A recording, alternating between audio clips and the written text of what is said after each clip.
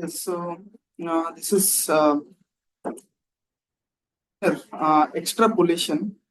Okay, so suppose given this set of data to us, it is pretty easy, not difficult. So here X is given and sales of a particular item is given to you. Just a basic example: 2020 it was 10,000. 2021 there were 12,543. Then we are trying to expect what will be in 2022. Okay, so pretty if you do linear extrapolation, obviously it will follow the increasing trend, and in 2022 you expect the sales to even go higher. So one good way to know is just plot these points in your y-x axis. Okay, x is suppose your years, here is your sales. So for 2020, this is 2021, this is 2022. For 2020, can you tell me what is the sales? Sales will be around 10,000, 10K. And somewhere here maybe 12,453. Okay, so you can see the point is here. Okay, then the next point is somewhere, you can draw it here. Okay, then we are trying to see where will be, where 2022 will be. Okay, so what you can do, just join a straight line. Just join a straight line. Okay, and suppose it hit here. Suppose you don't know whether, but it suppose it hit here. Some why not? Some why not? Okay, and this is that point. Okay, and you can still join it by a straight line. Fine. So this is A, this is B, this is C. Now your goal is to find that why not. Why not is what?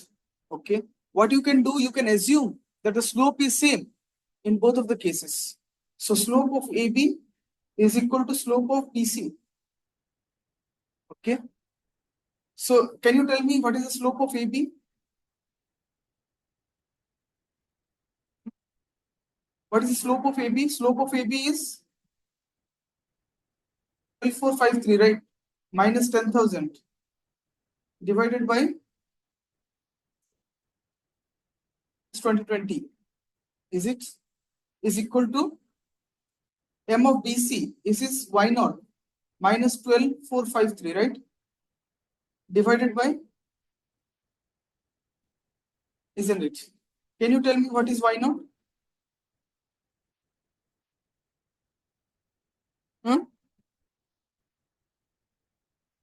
Yeah, it is still in your mind. 2453 plus 12453. That is equal to y naught. Okay, so you can see it has increased by 2453 units more than the 2021 sales, isn't it? So this is your just a linear extrapolation, just to give you an idea what is an extrapolation about. So simplest case linear extrapolation, but there are many other concepts to you. Okay, those concepts are known as you can see that there is something known as Richardson extrapolation. Richardson extrapolation technique.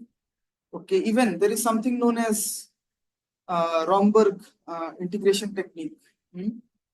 So these are numerical integration techniques. This is also a technique for solving differential equations. This is a technique to solve integrations. Okay, numerical differentiation, numerical integrations. All right. So this uses the idea of extrapolation. Okay, they use the ideas of extrapolation. So that will be mostly in your next semester. So this is just a brief understanding I wanted to give. Fine. So then it brings to one other small topic, which is you have heard about orthogonal vectors. Orthogonal vectors, isn't it? Heard about orthogonal vectors. What is an orthogonal vector? What are orthogonal vectors?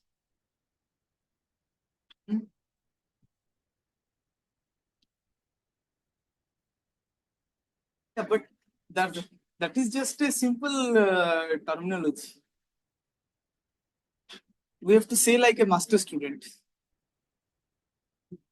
Dot product is 0. Yes. So, and you know that if your two vectors are orthogonal, okay, what is an orthogonal matrix also we came to know. Okay, the dot product of any two rows or any two columns you take of that orthogonal matrix, that it will be zero. Okay, so that's the best way to identify an orthogonal matrix. So someone just gives you a matrix. So in many competitive exams, they do, maybe in science ones, they just give a matrix and ask whether it is orthogonal. Then suddenly you surprise, like how can I just see the matrix and tell it is orthogonal? Just see two vectors and take the dot product, to any two columns, take the dot product, it is zero.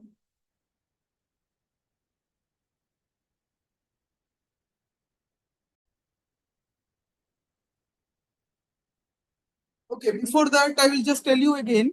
So what are orthogonal vectors? Orthogonal vectors are the vectors perpendicular to each other. Yes. So can you give me one best example for orthogonal vectors? Simply, one simplest example would be your, yes, XYZ. Isn't it XYZ plane? Yes. Take any vector that is I cap, unit vector. Take J cap, that is another unit vector. K cap, another unit vector. My claim is all three unit vectors are orthogonal. Isn't it? They're orthogonal. And since they're orthogonal, you can write any 3D vector, okay, point A, in terms of I cap, J cap, K cap. I discussed this in the last class. Since you can write in as a linear combination of vectors I cap, J cap, and K cap, therefore these vectors I cap, J cap, and K cap are known as the basis vectors. Okay, that they are the basis vectors. So if you take orthogonal, so you can say orthogonal vectors form a basis for any vector, for any other vector, isn't it? Is it correct to say that? Yes. That means A, you can write it as 3 I cap plus 4 J cap plus 5 K cap or something. Okay. So therefore, these orthogonal vectors, they form a basis. This is a different way of looking into the coordinate axis. Okay. Now we will come to what is meant by orthogonal polynomials. So for that, like I can say take two functions. Take two functions. Can you say maybe f1 of x and f2 of x? Okay. Take two functions, say f1 of x and f2 of x. Now they are orthogonal, and maybe they are defined on. Say take a common interval. Okay, may not be that f1 and f2 are belonging in different intervals, but take the common interval. Say a comma b is the common interval. Okay. Then they are said to be orthogonal. They are said to be orthogonal if you take the integration from a to b, that is x equals to a to x equals to b, okay, and take the product of them. f1 of x times f2 of x dx. That should be 0. Okay, that should be 0. So you can think why suddenly integration came up. Okay, you can think of this as an inner product. Okay, inner product is a metric space. So for someone who knows about real analysis, but will not go that much detail. Okay, but anyway, this comes from that fact. Okay, inner product space. So I would like to tell that whatever you see, if you suddenly see in math something like magic is popping out, then it has some generalizations. Okay, it has generalization in R3 in complex spaces in any arbitrary dimensional space. So nowadays people are realizing the importance of this dimensionality. Okay, because they started to realize that there are many things in another dimensions which we are not able to observe.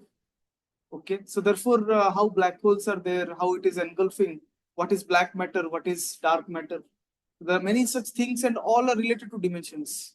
Okay, so which was people were thinking like dimension is not a easy subject to grasp, but researchers actually showed the connection between the hidden dimensions and these black matter or black holes. So therefore, there are many other dimensions which we are just not aware of, which we can't comprehend yet. I think that one best example is the movie Interstellar, isn't it? In the movie Interstellar, during the end part of the movie, the astronaut, like who came back through the black hole, he was calling her daughter, right? But the daughter was not able to respond. Okay, and he was also there, but he was not able to respond. Why he was not able to respond? He was in another dimension. So he could see her, but she could not see him. So therefore, it's a very nice movie. Those who have not, how many of you have not watched Interstellar? Not watched Interstellar? Yeah, I strongly recommend you watch. Okay, strongly recommend that you watch. You watched. Strongly recommend that you watch. It will give you a very nice impact on science. Okay. So therefore, this is another way of saying inner product of f1 of x and f2 of x is 0. This is another way of saying this. Now,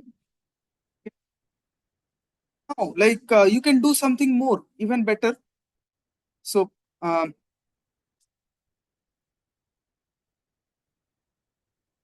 yeah. So a general definition I would like to write, like suppose you have not just these two polynomials. This is the second part. Suppose you don't have these two polynomials.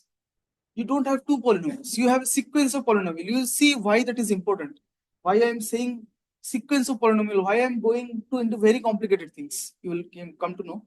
Suppose you have a sequence of polynomials.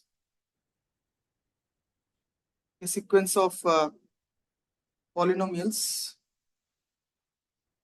Say maybe p1x, p2x, so on till pnx. Now they are said to be orthogonal. They are said to be orthogonal if any a to b pi of x into pj of x dx will be 0. Okay, for any ij. All right. So this is just something I wanted to discuss with you. Okay, why these are important and all, I will let you know soon. So there are some, what are the words like, yeah, you have seen orthogonal polynomials, you know the definition right now, but can you give me some examples of orthogonal polynomials? Turns out finding examples of orthogonal polynomials are hard. Okay, are hard. How you will find orthogonal polynomials? Till now, no method like is there where you can just see and say, are these orthogonal? You have to check. If I suddenly ask you some examples of orthogonal polynomial, can you give?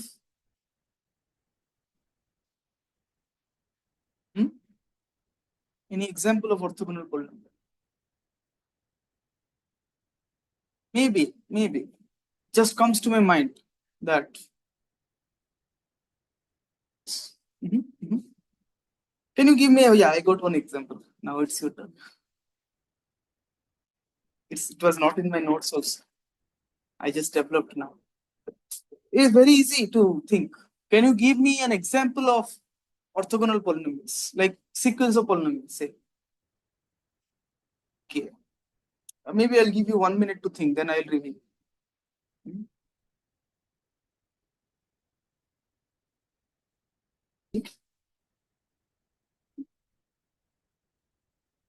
Yeah, I was asking you. Can you give me an example of two simplest orthogonal polynomials?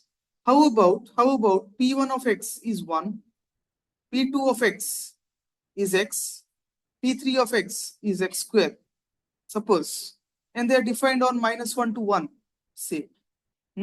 So take this product, like say p1x into p2x. So -1 to 1. Yeah, maybe. Maybe these three can't be, is it? Can these three be?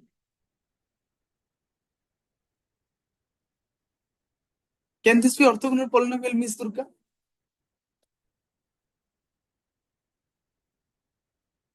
So it is 0, isn't it? Integration x dx -1 to 1 is 0. It's an odd function. Okay. Similarly, hmm, so this set cannot be a set of orthogonal polynomials. But how about this? How about now? Yes, 1 and x. There is no other chance. Hmm? Okay. So this is just an example of a simplest set of orthogonal polynomials. Similarly, you can take and p2x to be x square. These two are orthogonal also, I think, isn't it? So you can take -1 to 1 x into x square dx. That will be 0 also, I think. Yes. Odd function. Integration of odd function is always 0. Okay. Fine. So let me tell you something more. Like these are also, you can see 1 and x are your best candidates now. Okay. 1 and x, which I chose, my mind could comprehend. The other things were generated mathematically. So this, the first thing you are seeing something is known as the legendary polynomials. Don't need to remember anything from here. Just take the basic understanding from this. There's something known as the legendary polynomials. Okay, they are very popular, and these are defined on like -1 to 1. These are defined on -1 to 1. So these came from this legendary differential equation. He found a differential equation and he saw that these are the solutions to it. What was the differential equation? Shall I write? Shall I write or fine? I'll write. Huh? You told me.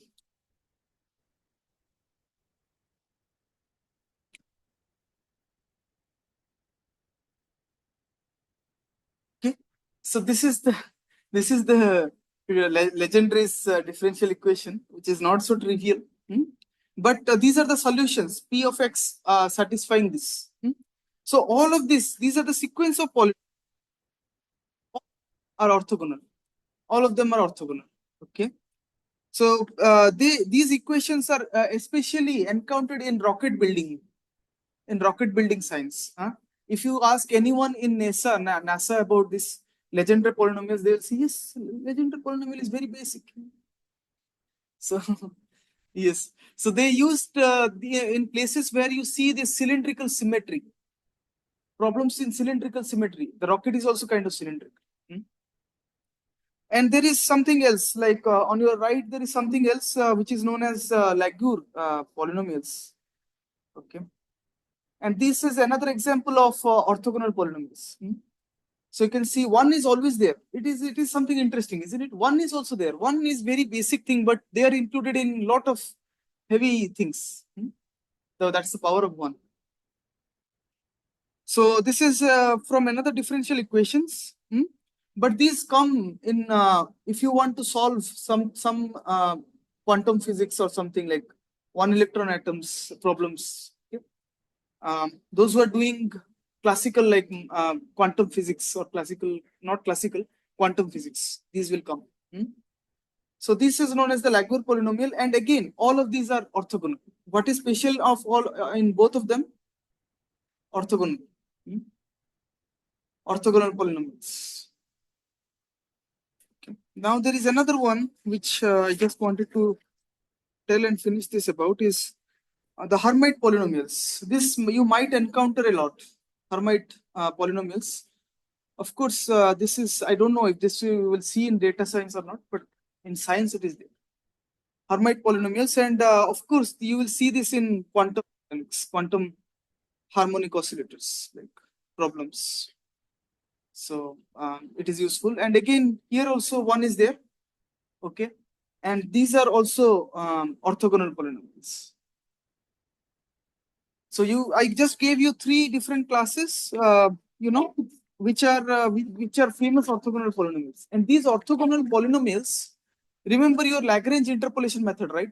L0 x, L1 x, L2 x. So where you see this Runge's phenomena of oscillation, instead of those Li x, you can substitute. Like maybe I told you about Chebyshev polynomial. I did not tell that, but Chebyshev is another one which is orthogonal as well. If you put that, researchers saw that you can reduce that oscillation and converge to accurate solutions. Okay? So orthogonal polynomials was part of your course, like syllabus. So I thought of just touching there. So that is it. Just thought of saying about. Next class we can start with I think DFT, discrete Fourier transform. Okay, what is Fourier transform? What is discrete Fourier transform? Why we need it? And how, if you have a set of data, right? Data is given to you. How you can do FFT of that data, and what does the FFT of the data gives you? So we will learn in a very detailed way that thing, and that is, I think, the last unit of the course. So I think most other parts are covered. But if you guys insist, in this course we can cover, we can understand least square regression. Why we want to understand least square regression is you can understand it in your next semester. Okay, but if you understand least square regression, I will be teaching you multi-layer perceptron connection with artificial neural network. Okay, some basics of machine learning, that will be a whole one unit in your next semester. But then we'll be running out of time because we won't be able to cover logistic regression and all this.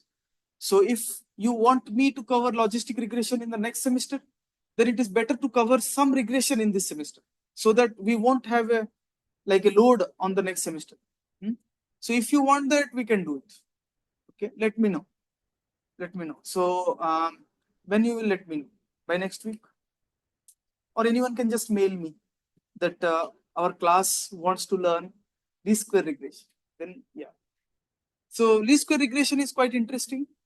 Least square regression is quite interesting. So one problem interpolation is maybe I did not cover this in today's class. I should have actually. One good I will do in maybe I did it for your senior members is take this slab. Take this slab, okay? So this is an iron slab which you normally see. Iron slab which you normally see. Okay. All right. Take this iron slab. What you do? Yes. So what happens? You give a temperature here. T equal to say 40 degrees Celsius. Okay. Here you say here you want to see how this temperature of this flows on the slab. Good. So T equal to 40 degree moves along the slab. So I want to ask you what is the temperature here? Can you give me? So you have to first find a temperature profile. That is, if this is X, you have to find what is T of X. Okay. So if the temperature here is 40 in the metal, this is the metal. If the temperature is 40, then I am asking like the heat will spread, right? That's what you feel when you do chapati cooking in your home. Yes. So you hold the thing on your left or right hand, and you're heating the center of the chapati, right? So then the heat is coming to your hands also. You're feeling the heat. The heat is conducting through the metal, fine, but what is the temperature? It is of utmost importance to know this. And we will use interpolation to compute this, and some part of least square, okay, least square also. How to use least square in these problems to derive something. That's the most important thing. This is a very nice applied problem. I want you to know how to use the problem. Okay, so this is what it is, and yeah, we'll see something more. Why orthogonal polynomials are valuable. So this I just collected from sources like webs. So you can read this, like they are valuable in numerical methods because their properties lead to better numerical stability. So orthogonal polynomials, if you are using in your numerical schemes, okay. So suppose you say in my scheme, I want to use some polynomials, but you don't know what polynomial you want to use. Better use orthogonal polynomials. Of course, it will give you some stability due to its properties. So you will see in next semester that we will learn something about Gaussian quadrature for numerical integration. So Legendre and Laguerre polynomials you already know. They are used as nodes for numerical integration. Okay. So yeah, just like magic, like they are used as nodes, and they found that the numerical scheme is very nice. Okay. So there is something known as Galerkin method also, those who know, to solve some boundary value problems. Okay. What is boundary value problems? Let me not reveal here, next semester. So numerical methods we want to see, and they're quite easy actually, not difficult. And I'll show you Python codes for each. So yeah, that is good. Least square fitting, in least square fitting also. Yes, by the way, we did not look into any Python code, right? Today, no? So there are some Python codes I want to teach you. So some Python code, I think.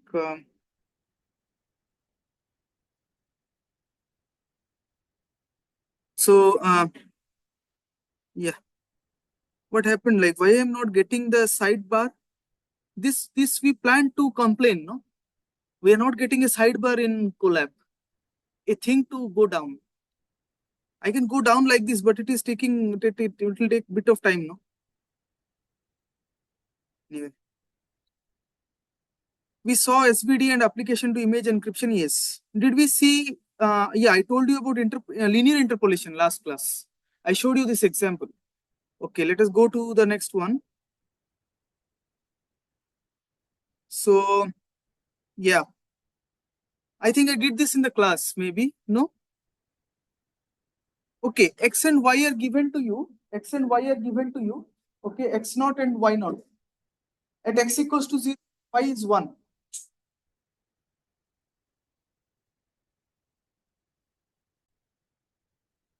Okay, so see this, like you have X and Y data points, isn't it? Yes.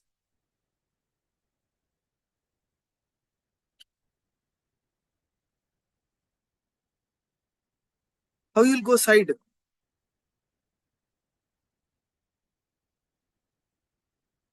This is okay, no? Yeah. So these are the data points being given to you. Okay. Then you are asked like how you can find this polynomial. Uh, any ideas how you find the polynomials?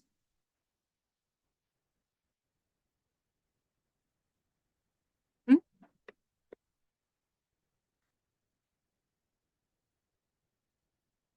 Tell me why I have used this. So I'll share this code. You have to tell me next class why I have done this process. So sometimes you have to look into a Python code and think what he is doing, what the Python code is doing.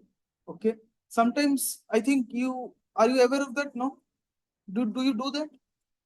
See, always you cannot write the code. Sometimes the code will be there and you understand what is the logic used in that code. So this is an unknown code to you. Your job is to understand what I have written in these lines, why I have written these lines, and what I am doing here. What does poly.polynomial does in Python? What does poly.polynomial does in Python? This is the lab question. Class coordinator will remind me. Okay, I'll ask. Anyway, I'm plotting them in different colors, red, green, and blue. Okay, so you see these things. Okay, yes, you can see that these are all the Lagrange polynomials. Okay, and these Lagrange polynomials they get zero at one place. They get zero at a particular place. What are those places? I told you for L naught Lagrange polynomial, what are the roots? X1, X2, X3, so on. Yes. So you can see this may be one Lagrange polynomial in red, and it has two roots, this one and this one. Okay. When you take the green one, it is becoming this one and this one are the roots. The other one is not the root. Okay. Then take the blue one. The blue one here and here are the roots, but not this one. Exactly following the rules of the Lagrange polynomial. Okay.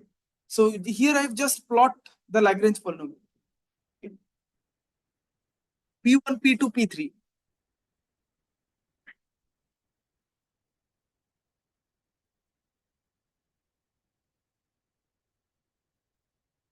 I'm facing some issue with this Colab today.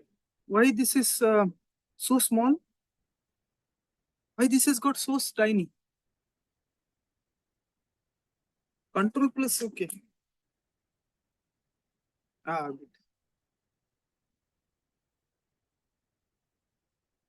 Yes, and yeah, then what we do? then we are taking the polynomial, total polynomial, L1 plus, sorry, P1 plus 3P2 plus 2P3. 1, 3 and 2, you already know these are the y0 values, right? 1, 3 and 2 are the y0 values. P1, P2, P3 are the Lagrange polynomials. Okay. This is the total polynomial, how it looks like. All right. So just play around with this. Maybe I gave you this. This is some important concept around here. Okay. Lagrange interpolation polynomials are defined outside of interval x1, xn, and that will grow very fast at an unbounded outside of this region. This is not a desirable feature because in general, this doesn't agree with the behavior of underlying data.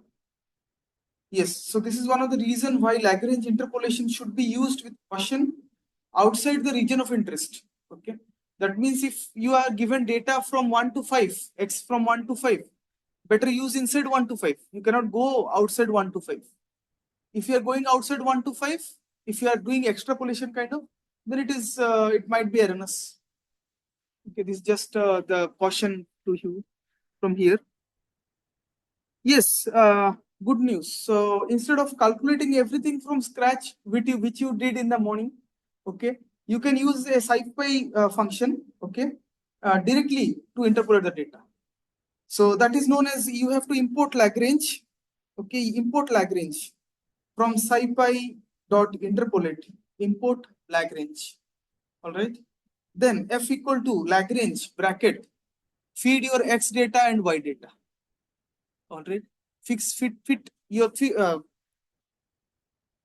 your pass as an argument, pass as an input your X and Y data, okay, to the interpolate, to the Lagrange function, then it will give you, okay, it is done, nothing else. Just like SVD, So these are very user-friendly functions.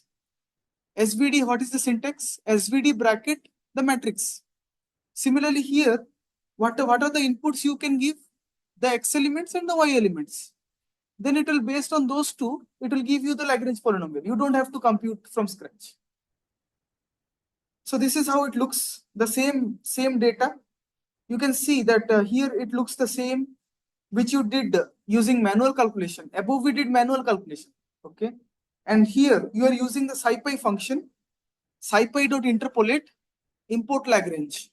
And in the Lagrange function, you pass the X and the Y as the input, okay? And just plot it, okay? X and f of X. So you'll see this exact Lagrange polynomial. So this is a good thing. Like if you want to do some Lagrange interpolation in Python, you don't have to type all the numerator and denominator, all the things. Just use the import interpolate, and use the interpolate package and import Lagrange. Okay. I hope you got this. Got this?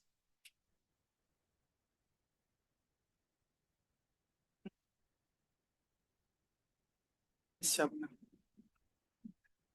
Okay. I think Newton polynomial, I think. Any other thing we have? No. Yeah.